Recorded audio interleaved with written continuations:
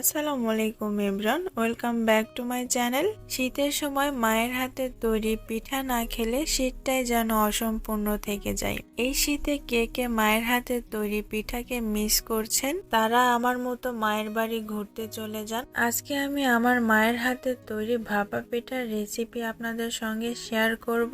ভাপা পিঠা তৈরি করার জন্য প্রথমেই খেজুরের গুড় কুচি করে কেটে নিয়েছি। পিঠা তৈরি করার ক্ষেত্রে নতুন খেজুরের গুড় ব্যবহার করলে সুন্দর একটা স্মেল পাওয়া যায়, তাই অন্য গুড় ব্যবহার না করে নতুন খেজুরের গুড় ব্যবহার করার চেষ্টা করবেন। এখন একটা বাটিতে স্বাদ মতো লবণ নিয়ে নিয়েছি, এরপর দিয়ে দিচ্ছি আতপ চালের গুঁড়া। পিঠা তৈরি করার ক্ষেত্রে আতপ চালের গুঁড়া ব্যবহার করলে পিঠার স্বাদ বহু গুণে বেড়ে যায়, কারণ আতপ চালের সুন্দর একটা গন্ধ থাকে এবং এর স্বাদ অন্যান্য চালের তুলনায় ভালো, তাই পিঠার স্বাদটাও ভালো আসে। এখানে চালের গুঁড়ার নির্দিষ্ট কোনো পরিমাণ নেই, আপনারা যতটুকু পিঠা তৈরি করবেন সেটা বুঝে চালের গুঁড়াটা ব্যবহার করবেন। এখন অল্প অল্প করে পানি দিতে হবে এবং চালের গুঁড়াটাকে ঝরঝরে করে মাখিয়ে নিতে হবে। চালের গুঁড়া মাখানোর সময় একবারে বেশি পানি দেওয়া যাবে না, অল্প অল্প করে পানি দিতে হবে এবং মিশিয়ে নিতে হবে।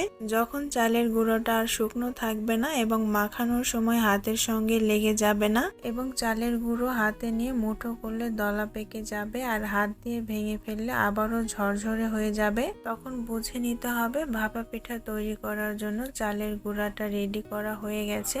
এখন চেলে নেব, সেজন্য একটা বাটির উপরে চালনি বসিয়ে দিয়েছি এবং রেডি করে রাখা চালের গুঁড়া দিয়ে হাত দিয়ে ঘুরিয়ে ঘুরিয়ে চেলে নিচ্ছি। এইভাবে সবগুলো চালের গুঁড়া চেলে নিতে হবে। চেলে নেওয়ার পরে কেমন হয়েছে সেটা আমি আপনাদেরকে একটু কাছ থেকে দেখিয়ে দিচ্ছি। পিঠা তৈরি করার জন্য চুলায় পিঠার পাতিল বসিয়ে দিয়েছি এবং পানি দিয়ে দিচ্ছি। এই পাতিলগুলো দোকানে খুব সহজেই পেয়ে যাবেন। ছোট থেকে মিডিয়াম সাইজের পাতিলের দাম পড়বে 100 থেকে 200 টাকা। পানিতে বলক আসতে আসতে পিঠাটা রেডি করে নিব। প্রথমে একটা বাটির মধ্যে রেডি করে রাখা সেই চালের গুঁড়া দিয়ে দিলাম, এরপর দিয়ে দিচ্ছি কুড়ানো নারকেল এবং খেজুর গুড়। সবশেষে আবারও চালের গুঁড়া দিয়ে হাত দিয়ে সমান করে নিব এবং এক্সট্রা চালের গুঁড়াগুলো ফেলে দিব। এখন একটা ভিজা কাপড় দিয়ে বাটিটা কভার করে নিব। এক্ষেত্রে অবশ্যই ভিজা কাপড় ব্যবহার করতে হবে, তাহলে পিঠাটা তোলার সময় কাপড়ে লেগে যাবে না, খুব সহজে কাপড় থেকে পিঠাটা উঠে আসবে।